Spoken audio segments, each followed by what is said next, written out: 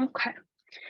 So thank you guys for posting questions in Q&A for anyone who is just joining us. If you have any questions you would like us to review, please post those in Q&A. We'll go in order of receipt. So looks like the first one that we have here is we're starting to use OTC file roles. We have DocuSign as provided by Keller Williams.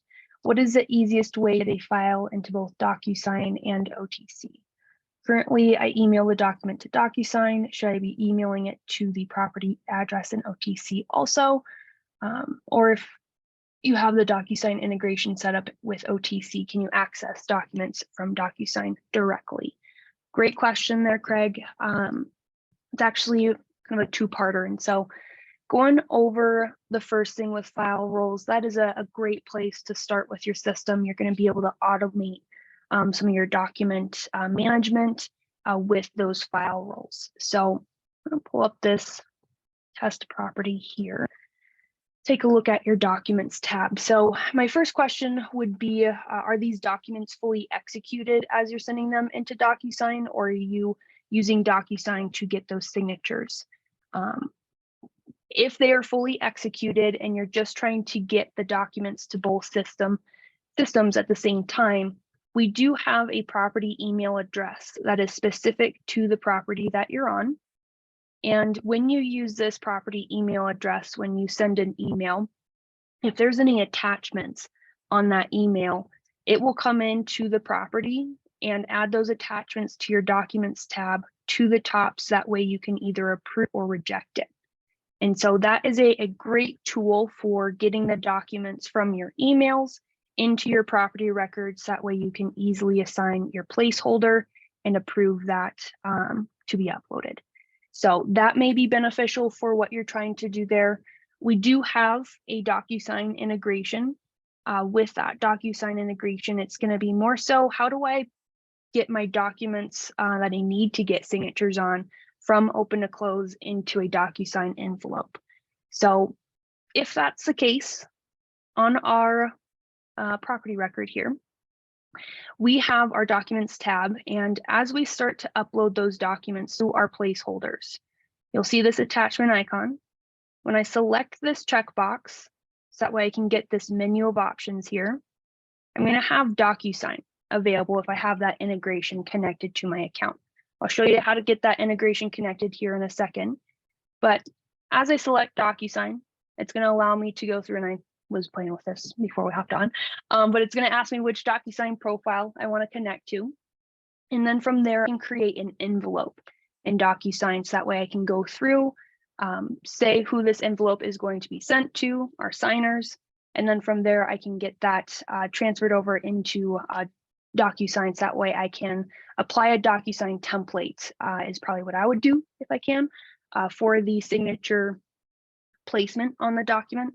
And then there, we do have the ability to include that property email address that we were just talking through when we are sending those documents out for signatures. So that way, when we get that signature back, those documents can be imported back to this property, again, once signatures are complete. So this can be a very handy tool for, again, getting documents signed if they're uploaded in open to close and we need to create that envelope. And then this additional feature of even those documents coming back in once signatures are received. So let me know if you have any follow-ups with that question there. I didn't quite touch on file roles and that piece of it. That's kind of the last part here of how do file roles benefit your document management in open to close. When I am on this documents tab and looking at my folders and all of the placeholders in them, when I upload those documents, it is a great way to track things, but I want to be able to do a little bit more. I want to tell the system that if this document is uploaded to this placeholder with this file role associated, I want to attach it in an email that's going to go out to the appropriate party member that needs it. And so you can use file roles in your email templates.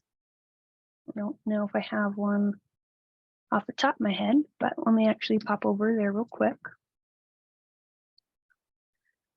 To associate those file roles to the email template that you'd be using, To tell a system I want, let's say, contract, to pull in a fully executed contract that matches the main file.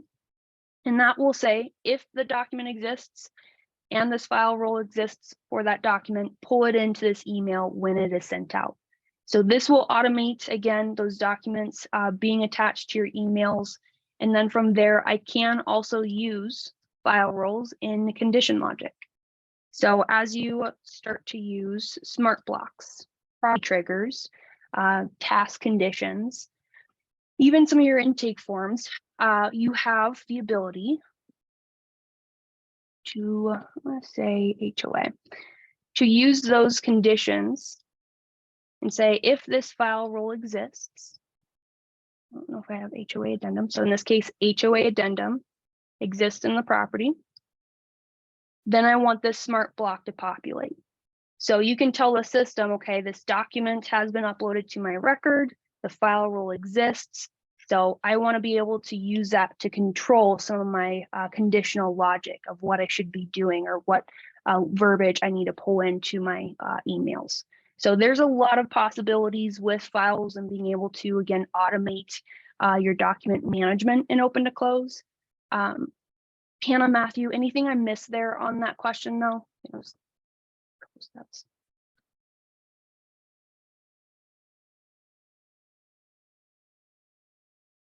Okay. Then let me move on here. I think you have a follow-up with that too on document templates. So document templates, would this be a scenario where you use them every time there is a lease? I want to attach the same W-9 document to send to the listing agent. Can I have that attachment automatically without having to upload to OTC every time, since it is the same document? Let me reread that really quick.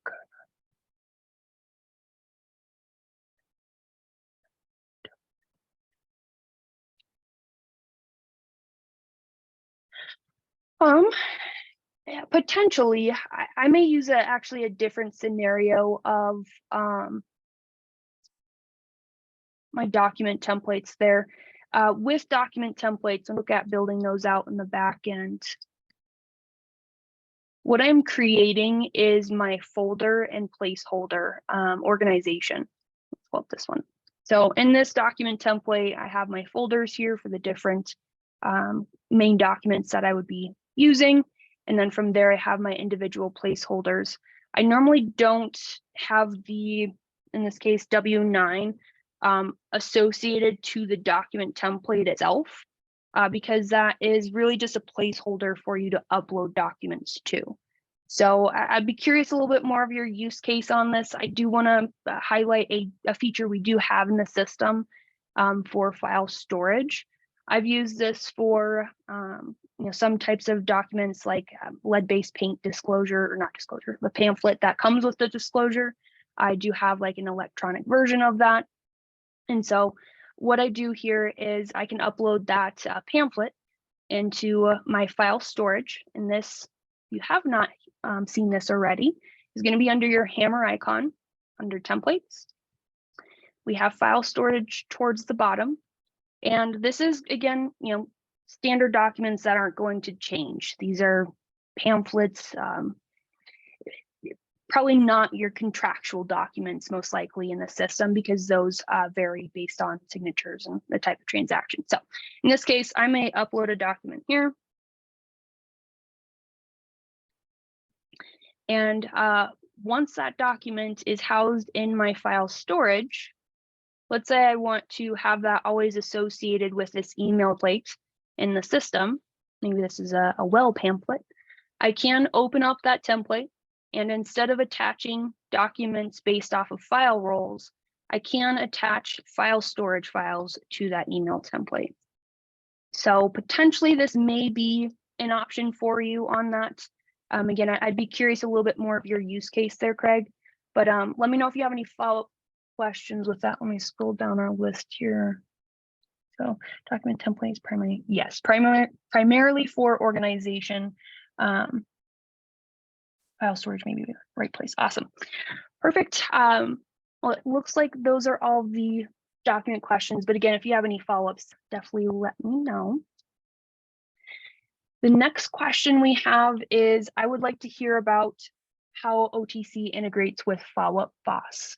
Specifically, we are a TC company that uses Follow Up Boss. How can we integrate the two platforms to work for us? Awesome. So we love Follow Up Boss. It is a great system, and we do have a wonderful integration with them. So there's two parts with this. And the first part is connecting to Follow Up Boss. So for your team, your TCs, team members that are using the back end of Open to Close, you do have the ability to connect to a Follow Up Boss account yourself. So if you have a profile you need to connect to in Follow Up Boss, you would want to come under your gear icon, apps and APIs. And then from here, you have the option to connect to your Follow Up Boss accounts through a API key. So with this, I have my own connected.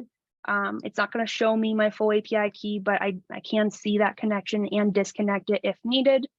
And for my agents that I work with, I may have agents on a team. I may have individual agents I work with. That really does vary based off of different users in the system. And so what our team has done is, through the agent portal, given them the ability to connect to their Follow Up Boss account.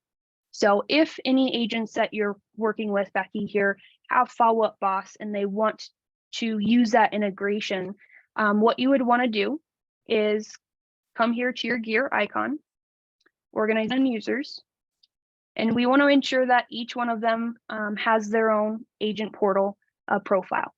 So if you guys have not used agent portal profiles before, these are free user seats in Open to Close. They are not full team member accounts, but it is a great way for your agents to get insights into the property and be able to submit intake forms, and in this case, connect an integration like Follow Up Boss for you guys to work with.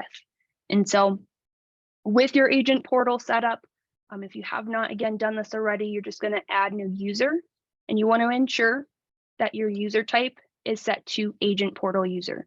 Again, team member is the paid user seat, agent portals are free. Once you have the agent portal profile set up, you do have the ability to impersonate those users. So I'm going to do that here so I can show you what it would look like to connect to that Follow Up Boss profile. And it looks like I need to do a quick password reset.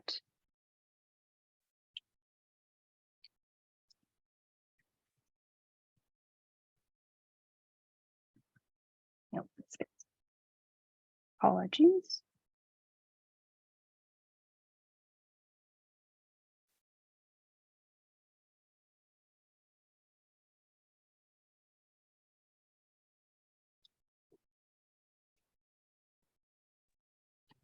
And while Jan is filling this out, this is what it's going to look like for your agents as well. They'll receive an email from Open to Close asking them to sign in and complete the setup. They enter in a password, they put in their phone number. The code does happen just the first time, so that way we can make sure we're validating them. And then from there, they kind of get into this portion. Just wanted to add that on. Awesome. No, that's perfect. Thank you. And it is always nice for you guys to, as team member profiles, to get acquainted with the agent portal, because you guys may get some questions on this, and it is nice to see how that data will show up for your agents based off of what you've told the system to share with the portal. So keep in mind your star icon for your fields. That is what allows your field data to show up in the portal, and then from there your EX icon for everything else. So with your agent portal, you do have still the left-hand menu. It is going to look different than your left-hand menu. In the middle, we should see this little lock icon. And this is where we can go through and add new credentials for this agent portal profile. When we're adding new credentials, it will give you some instructions here on how to set that up. But if you have any questions, we do have some great articles on connecting to your Follow Up Boss account. And if you have any questions on how to get your Follow Up Boss credentials, feel free to reach out. I do believe they have some articles on that on their side as well. But once we connect to the agent's Follow-Up Boss account here, all we have to do is ensure that when we're creating and managing our properties, we associate those agent portal profiles to a record. So I'm on a property right now. In the top header, you should see the default agent portal user that's selected. When you click on this, it will provide this drop down. And if you want to see more details, you can hit Manage Property Access. So this is where you can see the main team user assigned to your property, and then your agent portal users assigned. So by associating them as an agent portal user here, I do have the ability, I'm gonna click there, under my More dropdown to connect to Follow-Up Boss. And this is where you'll see any of those API connections that we have. So when I select Follow-Up Boss with an account that has Follow-Up Boss connected, I will see those titles come up. So this is my personal account, the Follow-Up Boss profile that I have set up on my end. When I select that, what I'm doing is saying I'm going to set up some type of sync to my implementation demos Follow-Up Boss account. What you would do is make sure that you also are doing that for your agents. You want to say, this is the agent that I'm working with, and I want to sync contact details to their Follow-Up Boss account. Now, I don't know that I have a lot of test contacts in my personal FUB test account. So what I'm going to try and do is actually pull up a quick article and show you guys what this will look like visual wise. You might have Christina or John Doe if you want to see if you can sync to those two. I have the Follow-Up Boss integration open right now. I think that those might show up. Okay, I was testing it earlier. I was like, I can't remember if we did sample. Perfect. Yes. Thank you so much, Hannah. No worries. Awesome. So with this contacts here, we have 3 types of syncs with Follow-Up Boss. With our contact sync, what we're doing is searching for a contact in this person's Follow-Up Boss account. So for me personally, I may want to find my agent that I'm working with and the clients in their account to set up a contact sync. So let's say John Doe is our buyer here. I'm going to search for John Doe under my agent's Follow-Up Boss account. Once I find them in this dropdown, it does provide me an email address for a little bit more of a unique identifier. I can select this Add button. It's going to show me John as one of the contacts that I'm syncing data to. So it's not syncing anything yet. I want to come through and tell a system, do I want to sync my email history, my text history, my notes history, and my field data to this contact record in FUB? By toggling these to green, that is telling the system, I want to sync these details over. And those will show up in FUB on the contact record in the middle of the page as a note. And so with those, it should show OTC in the note title.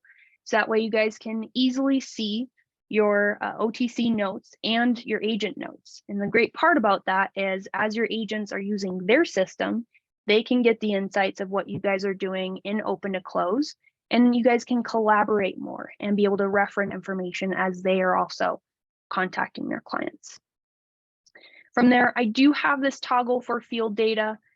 This field data is going to be the custom contact fields that you see on the left-hand panel in your Follow-Up Boss account. This is a lot of strategy. For me personally, I kind of am 50-50 with field data. And the reason for that is I may have a client that I am representing as a seller, and they're also purchasing a prop at the same time. If I have 2 separate property records in open to close and I sync my field data for both properties for that same contact, the most recently data is going to override. There's only one set of fields in that Follow-Up Boss contact.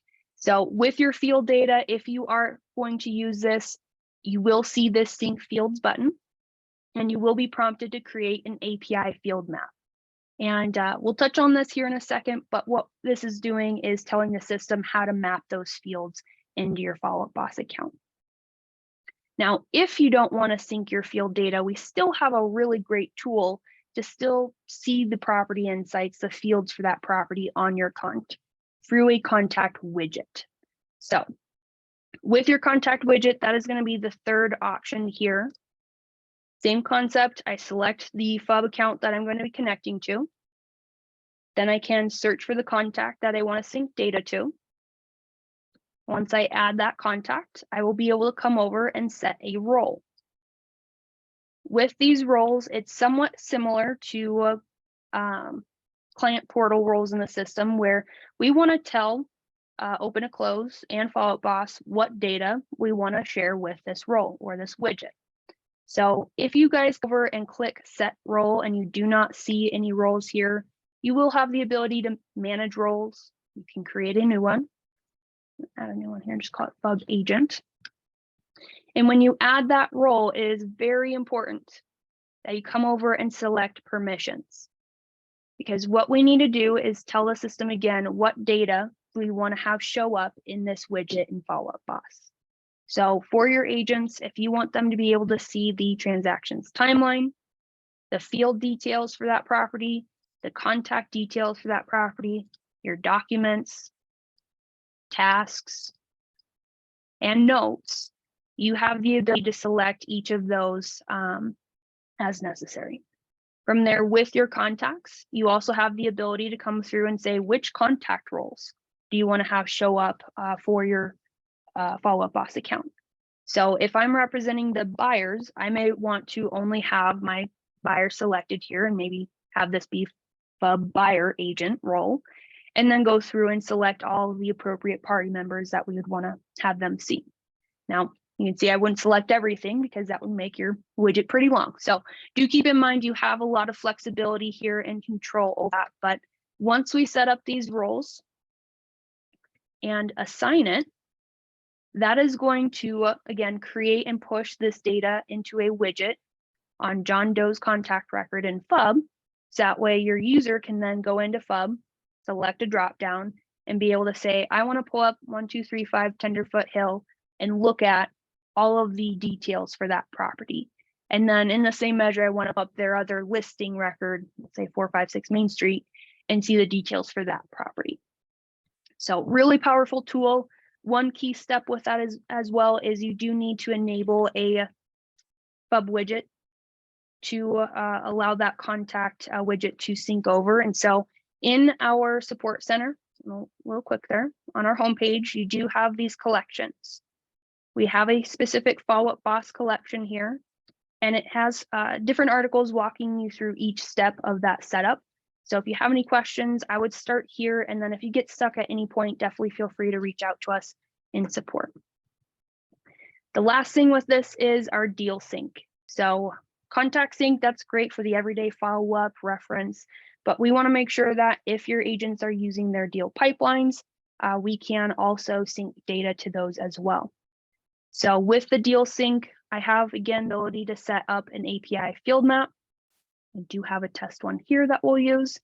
And then with our stages, you will see these as the different pipelines in the FUB account.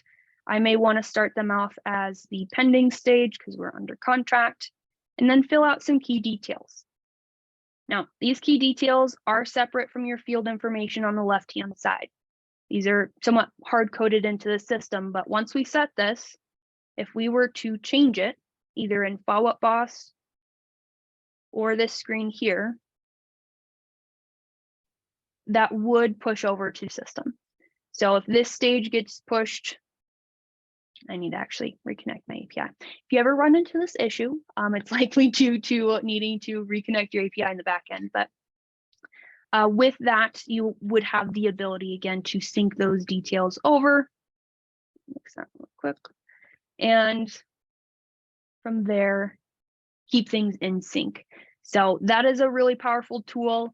And again, with this API field mapping, that will allow you to sync to your custom fields in your Follow Up Boss deal pipeline. If you guys are not using those custom deal fields, they are pretty cool. Let us know if you have any questions on how to create these API field maps for them.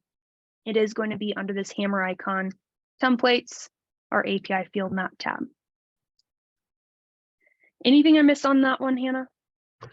No, but we do have another follow-up question from Becky. So we can only connect and view deals that we are working with our agents in FUB only if that specific agent has their own FUB account and if they connect their own FUB account with OTC.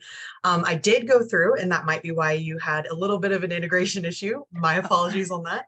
But I did go through and add in so that you guys could see what it looks like when it's an internal user, right? That would be the implementation demo. And then the other one would be that agent. So you can have multiple people that's associated with this. You'd have the internal user who's using the account, and then you could have it if that agent has their FUB connected as well. So you could connect a deal to that internal user, or you could connect to a deal for that internal user, and then you could also connect to a deal for that agent as well. Hope that helps out, Becky, just so you could have that visual.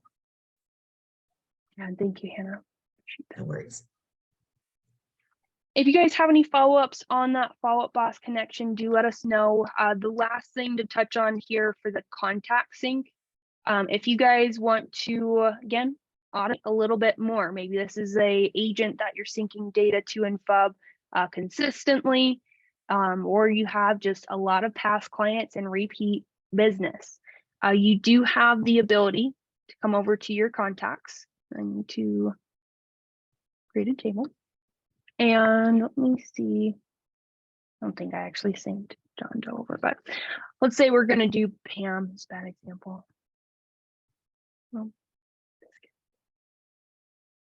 I think I need to actually impersonate the other profile because this is being a little funky. But you do have the ability to sync your data to that contact record. So that way, anytime you pull it into a property, and it's going to be a follow-up boss tab here, that contact activity sync and the contact widget sync that we're going through, you can set up on the contact itself. So that way, anytime you associate it to a property, it will default sync those details that you have set up. So that should be included in our articles as well. And I hope that helped answer some of those questions. Awesome. Next one we have, oh, sorry, go ahead. Before we jump into that, we do have Lynn asking about, before we get to Amber's question, it is about property details. It's a way to assign a task to an agent. Also, will agent roles be added anytime soon? I think that we kind of already touched on that we do have that agent portal that you can use for your agents. But since we're talking about FUB, I figured this would also be a good time for us to talk about assigning a task from open to close and pushing that into FUB.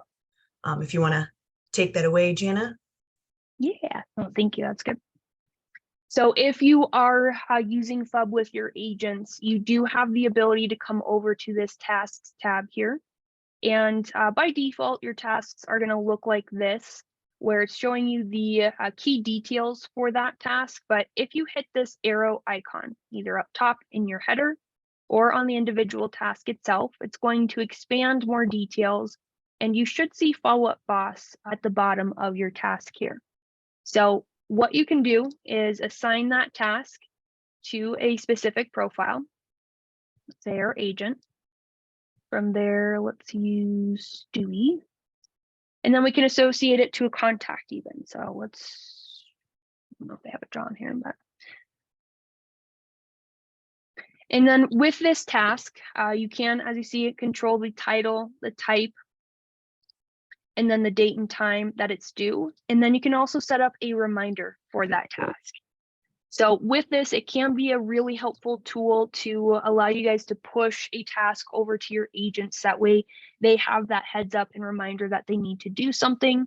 You guys will still want to have a follow-up touch point with them to see the status of that task. I don't believe that feeds back into open to close at this time. But again, it is a really, yes, really helpful way to get that on their system that they're operating out of. So that way they have it top of mind as well. Any follow-ups on that one? Let me do a quick scan here before.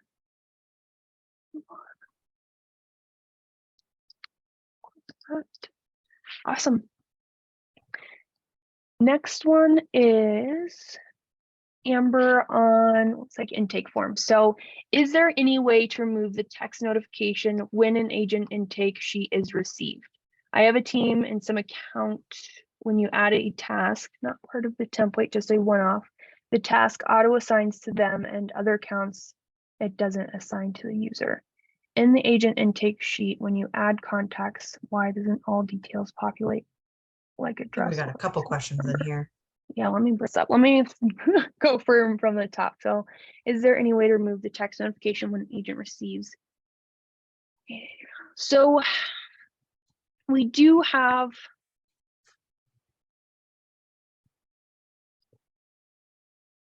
the ability to change that for your user profile. So, I'm going to a little quickly there. When you log into your account and you come to your gear icon, you should see global settings. Now, under global settings, you do have text settings here where you have an email sent with an incoming text message. Same thing with a property if it's assigned to you. And then you also have the ability to adjust that for new intake form submissions received if it's assigned to you as well. So that is an option. I would kind of think through if you need some type of notification. You can use your triggers to create your own notification. So if you turn this off here in my inform, maybe your TCs prefer an email, you can come in to your form triggers tab. And when you add trigger, you can do it on form submitted. We're going to talk a little pro and con here. With your form submitted email triggers, this needs to be a very neutral email. We cannot really use any smart blocks, merge fields. We want to hard code that email address typically. So if you have a shared email inbox, you could send it there. But the reason for that is this email goes out as soon as that intake form is submitted, which means not all of the details may be on your property just yet, which is why we can't associate the contact roles quite yet, and why those merge field smart blocks may not work for you because the system doesn't have the data to reference at that time. So if you are going to use an email intake form here on the agent submitted side, we do want to make sure we keep that neutral. Otherwise, if you are okay with it going out when that form is approved, you can set up an email trigger for that. But if it's been approved by your TCs, they should already be aware of it since they're working on that file. So really depends on your dynamic, but with that, again, you do have the ability to turn it off and create a different type of notification if you need to. Next question there, I have a team and account. You add a task not part of the template, just a one-off the task auto assigns to them. Their accounts, it doesn't. So that one I may need to get a better visual of what you're seeing on your task auto assignment. When you come to a property record and you're creating a task here, let's just do one together.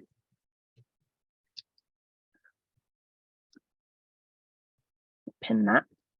The system is going to likely recognize not only the team user assigned, but also any roles we associate with that task. So that would be one of my first questions, as you're going through and looking at the differences of your properties there and how it's auto assigning. Are you guys associating a role to the tasks on the properties? Because if you are, whatever your team roles that you create, that could be assigning it differently because we have given it that role to say this should go to Rory and this should go to implementation. So I would probably want to take a deeper look at your team setup and just how you have your roles assigned. And then from there, I would probably want to take a look at those tasks that you're creating on the property outside of the template to see if there's any association to a role that could be bringing that over. Otherwise, if there's no role assigned with that, it's likely going to show up for your users until we get that role association. So if you have any questions on that, I'd probably recommend sending in a Loom video if you haven't already to our support team, so we can take a specific look at how you're creating those one tasks and then what your team setup looks like for your account. Next one on that, in the agent intake sheet, when you add contacts, why doesn't all details populate like address or license number? So let's take a deeper look there. So agent. So I'm assuming it's when you're submitting the intake form. Correct me if I'm wrong on that, Amber. If you're looking at this in the back end, I will adjust. But as I'm submitting a intake form, let's see if it will get to this really quick. I should be able to push through. I just gotta get the required ones. Oh, no, I mean, you should be able to push through to the contacts tab right now. It never lets me.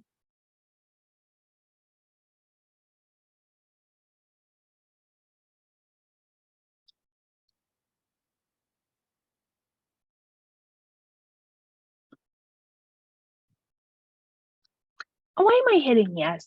I always do this when I'm testing. Don't be me.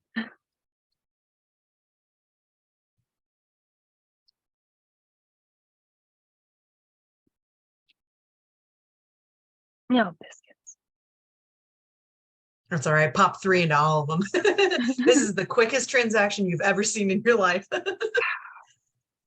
Okay, so let's get to the contacts page. Okay, so when I am adding a contact on my intake form, while we're here, we do have the ability to import contacts from your Follow Up Boss account as long as we have that connected. When I select a contact from my database, it's going to show me some of the base details for that contact here, but it's not going to show me everything for that contact record. With the association to a property, you're going to see a lot of the key contact details, and then the ability to quickly reference that contact if you need to see more information. So if you're running into specific things that would be really, really impactful for, in this use case, seeing a license number in this screen here, or even on your property, I believe that would be more of a feature request at this time, but I would submit it to our idea lab.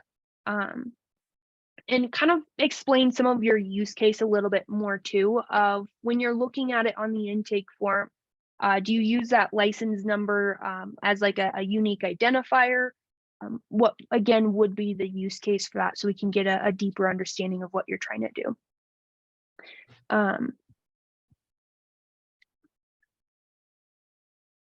But with that, again, if you have not submitted an idea to our idea lab already, we do reference this quite a lot as a team as we're going through and seeing how we can make the system better, make our support better. So in the top right corner here, you do have your profile icon. You should see Idea Lab in this dropdown.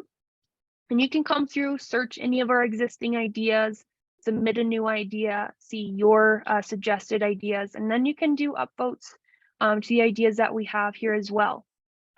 We do have some updates that we need to make to this. I want to caveat, we are working through that because we have actually gone through and likely done some of these things that we see. And so we'll be doing a little bit of an audit to this, but again, we do reference these requests quite often just to see what you guys are dreaming of with the system.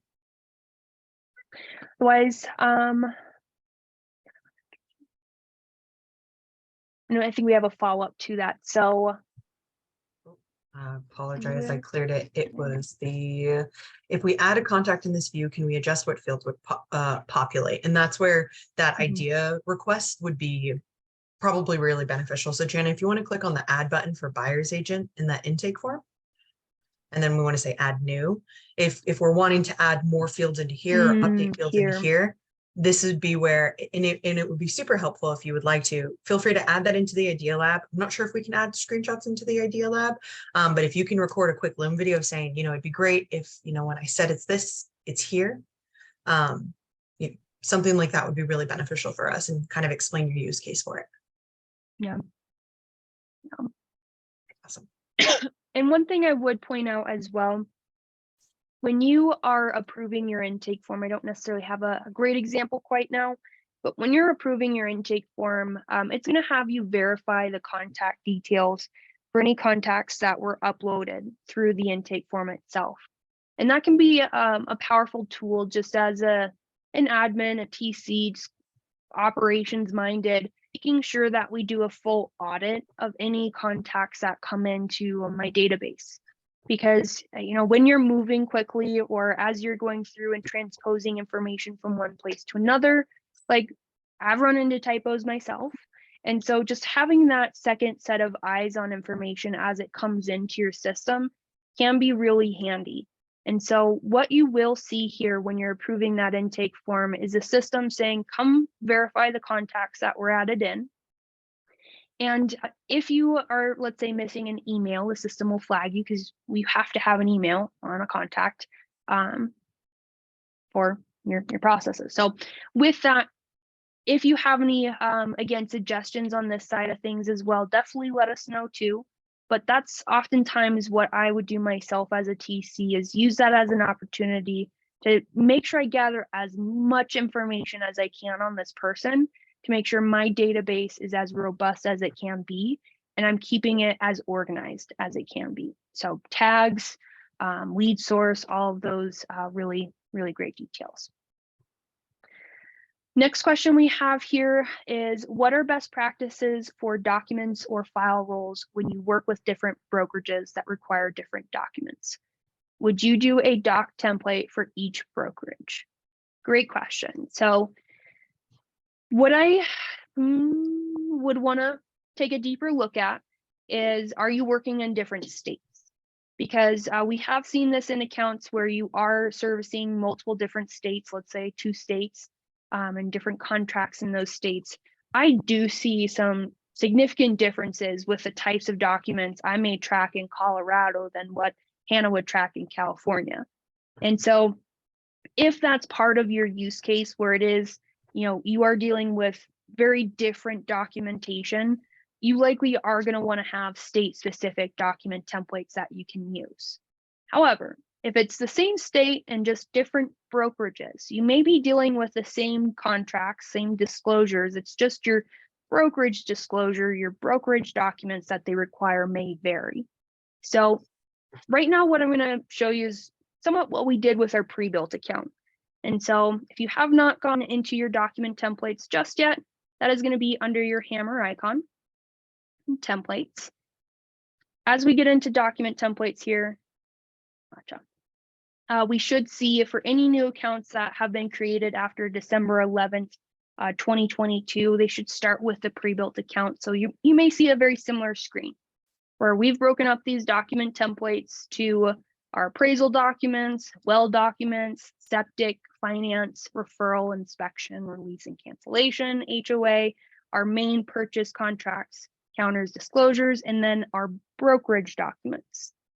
And the reason we did this is, when I'm typically representing a buyer, I have different documents that I need to track than I do a seller under contract, because I have a buyer brokerage agreement versus a list agreement. And so everything else is relatively neutral to just what I need to track for that state contract. HOA, whether I'm buyer or seller, it's typically the same list of HOA documents that I would want to have for my file. So if this part is the same, again, I can use my intake form to say, if there's an HOA, add my HOA document template. That question controls that specific template here. Now, we do have our main purchase contract, counters, disclosures in one template.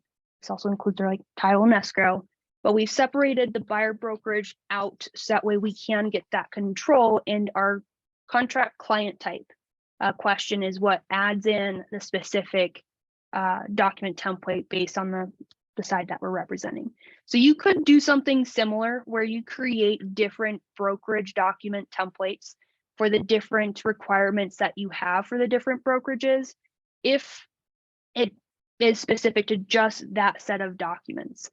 If you get to the point where you have completely different requirements for your contracts and your disclosures, your title, and additional documents, at that point, maybe you have a completely different set of document templates that you use. I would just encourage you to be as specific as you can with the titles. If you have to make this specific, let's say to current brokerages, Remax versus Keller Williams, I would make sure that you have that in your title, and then potentially even creating an additional category for those brokerage specific templates. The other thing I would encourage on is just if you are using those intake forms, you likely are going to need to create a field if you don't have one already for the brokerage that you're working with.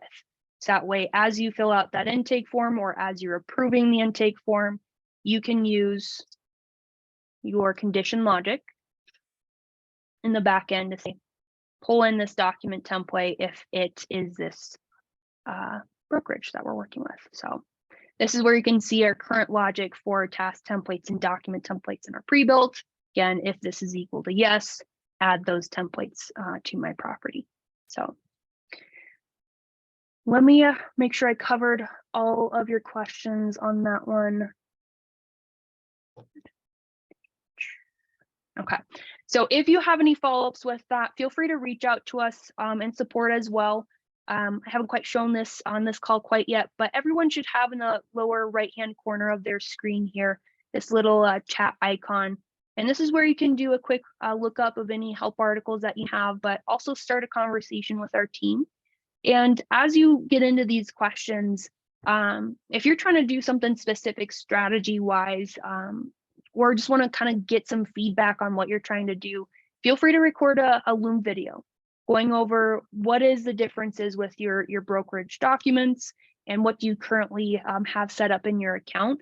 And then we can get back to you with some best practices there, maybe help clarify any questions that you have specific to what you're trying to do on that side of things. Next question we have is, can you explain what the Introspector tool is in OTC? So yes, this is a fan favorite of this new feature, is going to be found in your field editor. So under your hammer icon, you should see the field editor, second from the top. And this is going to show you all of the different field groups in your account, the different field sections, and then specifically the fields in your account. And every new user should start with a set of fields when you created your trial. Even if you weren't on the pre-built account, we still had seed account information and some base fields that you can customize and make your own. So as you start to customize your account, if you're using a pre-built account or you're building something and maybe you forget where this field is being used, or which templates do I need to go through and update because I want to remove this field from those templates. This Introspector tool, it is going to be found on our version 2 pricing plans, should be on our Grow, Pro, and Scale plans, is the eye icon on the field itself. So if you're on the far right, when you hover over it, it will show Inspect. And when you click on it, it's going to show you the different templates that are currently using this field that we selected. And the benefit of this, again, is being able to know, okay, if I make a change to contract acceptance date, I want to go through and make sure I didn't change any important part of my process now. And so that can be really, really powerful, again, when I'm customizing my account or making changes. And then really, really stress the importance of, if you have this tool and you're going to go delete something, always double check before you delete a field in your account. It cannot be brought back after it is deleted. And like we can see here, if it's used in different areas of your account, you need to go make those changes in those different areas. So we actually have a best practice. If we can avoid deleting, we actually have a archive field section at the bottom. I prefer to just move that field to my archive field section instead of deleting, because I'd rather have the ability to come back to it if I need to. So any additional points on that one, Hannah? No, this is one of my favorite tools though. I will say one thing that I really like doing with it, just as like a little tidbit, if you want to go to the agent intake questions, Jana, This is probably one of my favorite areas to check where that Introspector tool is being used, because it lets me see, am I using this particular field on any of my smart block logic? Am I using it on any of my task templates, any of my intake forms, any of those things? And the main reason I really like this is because whenever I'm going through and I'm trying to troubleshoot, why didn't this smart block happen? It could be because that field didn't actually come onto the property. And so this allows me to double check, okay, is it associated with the smart block? If it is, awesome. Now I need to check my property to make sure, did that field actually come onto the property so that it could use that logic? And it's just a really great troubleshooting skill tool as well. So it's not just like, where am I using this? Should I remove it? But also, where am I using this? And is it causing the issue I might be seeing as well? That's a good one. Cool. Let us know if you have any follow-ups with that. I know it has a big name, Introspector tool. Really, it's just a lookup. Where is this field being used? And so if you ever have questions on that, feel free to, again, reach out to us, let us know. But it does look like that was the last question in queue. And we have about 8 minutes left on this call. So, perfect, got another one. So yeah, we wonderful. show the different field groups you have. Love the idea of property questions group. Awesome. Definitely. So we went through a lot of back and forth. Oh, yeah, go ahead. You want to show them under groups? You can click on sort groups, and then we can show them like all of the different, field groups, and then the different actual field sections within them. I think that this is a really great place to see sort of how we've organized it and how we prefer to see our data. Data. Sorry. I think it's preference. So yes, with sort groups, that does give you a really good bird's eye view here, and just kind of going through some of our logic as we built out the pre-built account. There was some questions on how do we normally reference our property. So when you're going through and actually come here to my property, when you go through your defaults and settings, you have the ability to tell a system what you want your default tab to be. So do you want it to default on transactions, listings, commissions, questions? Majority of the time, I would have it default on one of the two. If this is a listing type record, I probably want to have it default to my listing details. If it's a transaction that's under contract, I'm probably going to default to this. The other field groups are really helpful to toggle in between. So if I'm ever verifying commissions for a property, I can come here and toggle this over to commissions, quickly view those details, and then toggle back as I need to. So field groups can be really, really beneficial, again, just for quick navigation of your record. And again, you can set that default. Every time I open this property, I want it to default to this tab. So looking at the field groups that we currently have and the field sections in them, we've been doing some expansion since we've had some new tools come out, and we've started creating some additional field sections with commissions and with our intake form questions. And so with the intake questions that we see here, there's a lot of preference to this, but we actually broke those down into property specific questions and then contract specific questions. I actually needed a couple of these down below. And the reason for that is property questions like, is there an HOA? Is a home warranty offered? Is the house built prior to 1978? Those are probably questions that I would ask as a listing representative and a transaction coordinator, because it's relevant for both parts of my transaction and what I'm managing. So by having them separated out with property questions and then like under contract questions, that gives me the control on my intake form to clarify my headers. One, what is the field section called? This is now neutralized to property questions, and then have them grouped together based off of likely the documents I'd be referencing. Probably have my MLS pulled up for some of these. So that is, a really helpful part of things. I've seen some additional questions come through, like listing services that we offer. If you are doing a lot of listing management in the system, I don't recall if we've added that already, but like, are we doing a coming soon? Are we doing staging? Are we doing photos? I probably would want to move this over to that other field group and expand on that, because those are something that I might include on the intake form as well for my listings. Definitely. Let me see if there's a follow-up on that. Let me actually One go thing- through, if you, Oh, go ahead. I was going to say, if you haven't already with renaming some of your field sections or adding new ones in, if you have a field section you want to rename, just come over to this edit option. It will give you the ability to rename that title here. We just ensure we hit that update button. If you need to add a new field section, it is going to be at the top of your field group page with this add section. And then from there, you can use that sort groups to move things around. So move this right here. Sorry, what we had, No, I was just going to mention next week we are starting. I know we're very close to time, so I want to make sure we get Amber's question if we can.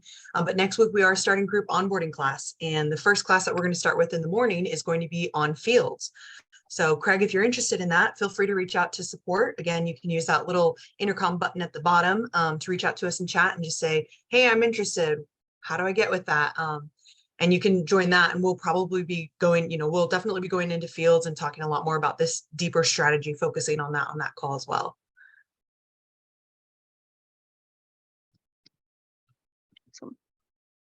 Awesome. Looks like we have another question here. If we have time, I'd love to see how you're using the day counter to automate the contingency deadlines. Looks like you had day fields to auto calculate and speed up file opening. Awesome.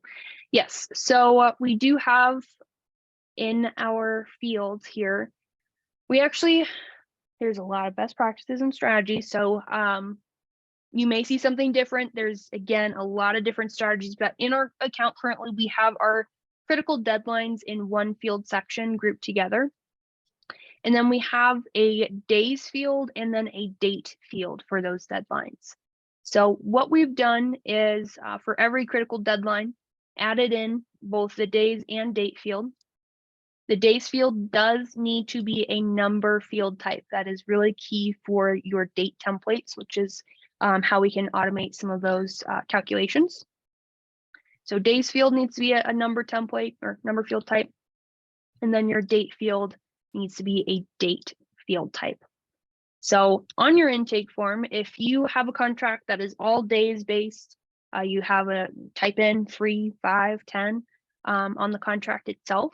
Your intake form should be using the days field when you're filling out the intake form itself. So actually just pop over really quick, show you what I'm.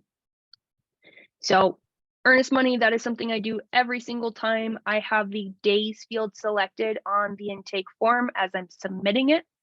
I don't have my date field on the intake form as I'm submitting it. I have my date field added once it's created, so on the property side. So that is the key with this. If you have the days fields being submitted on the intake form, just make sure that we also add the date to the property itself. If you are using your form conditions to pull in your days field, so is there an HOA? Add in my days field. I don't have my date field here, so you need to make sure you add it through a form trigger. Now, we don't have enough time to go through all of that, so if you have any questions on the intake form itself, please let us know. But what you're looking to build for the actual calculations is the date template itself. Once we've ensured that the fields will show up on my property, I want to tell the system how to calculate. So under that hammer icon, template editor, you should have date templates in the middle of your left-hand panel. You may already have a sample date template. You can always create new. The concept or framework with this is I'm going to apply one date template to my property, and I'm going to have every possible date that I may be dealing with in my date template. Because even if there is no HOA, I'm still going to include this because my intake form is telling the system what fields to put on that property. If the fields are not added to the property, no calculation will take place. So first rule of thumb with date templates is include all of the dates for your contract in the one template, because you only want to apply the one date template to your property. From there, let's say looking through, I don't have a date here, I want to add a new one. Your purple add dropdown is going to show you all of the date fields in your account. So it has to be that date field type. And let's say I want to calculate my termite inspection date. I already have that one. Let me see if I have another one. Nope, I have that one too. We're gonna I go think inspection first. the septic inspection one might not be, the septic, if you scroll down, yeah, that one might not be Yeah. on there. Okay, that one, sorry. No, I you're already good. packed too much in this one. So when I find a date that I don't already have in my date template, it will show up like this, where I can see the date that I'm trying to calculate, and it's going to tell me I still need to build out the actual date option, how it's calculated. So when I select this title, it's going to open a right-hand panel where I can then tell the system when I'm dealing with a septic inspection report. This is a bad example. Let's say it's a due date. A due date. It is due. Say the septic report Let's say was done, 11 but it days needs to be after. received. Yeah. Needs to be received by X date. Yeah, let's say it's 11 days after contract acceptance. So by default, let's say majority of the time it's 11 days after contract acceptance. I'm going to put 11 days here in my days field, and then I'm going to choose the time frame that is on my contract. If this is based off of calendar days, I'm going to select calendar days. If your state contract is based off of business, select business. But make sure you select the appropriate type. And then when I choose the when, this is after a specific date on my contract, in this case, after contract acceptance. And then I can come down to my date field options. This is where we tell the system what we're basing this calculation off of. So in this case, my contract acceptance date. This can vary. You may have some deadlines that are due 3 days before closing date, or 10 days after contract acceptance, or 5 days after inspection or bins are received. So what's going to show up here is, again, the date fields in your account. So in this case, I'm going to choose contract acceptance. Now, maybe in my state, my area, I can actually write in a different number of days into that contract, and majority of your deadlines can be overridden. So that is where the days field comes into play, where if I want to give myself, my team, the ability to override the default number of days I have selected, I'm going to use this number field. And when I select this dropdown, I'm only going to see number field types in this dropdown. So all of those days field are going to show up for me now. So in this case, I would say septic inspection due days. And what this is doing is saying, if I input something other than 11 in this days field on the property that this date template is applied, the system is going to use the number entered on this field instead of this one here. So that's how you're giving yourself, one, the ability to calculate due dates or dates in your system. And then the second piece is the ability to override your hard-coded number of days with a custom field that you can type in either through the intake form or on the property itself. Only other thing with this is, if you guys do need to use a rollover period, I would build that the date template itself, and try and not use the defaults and settings in those cases, because if I have NA selected here and I tell my defaults and settings to roll over, this will observe whatever we put in defaults and settings if it's kept to NA. So date templates can be really fun, but there's also some great questions that come up with them. So as always, feel free to reach out to us in support if you have any questions as you're going through and building out your own. And then, like Hannah said, we are going to be doing some group sessions here soon. So we will have some options where we can dig into those a little bit deeper as well. Looks like that's all of our questions for today, and we are a bit over time. So we appreciate you guys staying on with us. Give it one last minute if anyone has any final questions before we wrap up.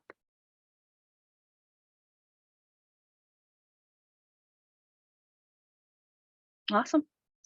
Well, I hope you guys have a wonderful rest of your Wednesday and week. Thank you so much again for coming. We hope to see you next time. And until then, feel free to let us know how we can help through our other support channels.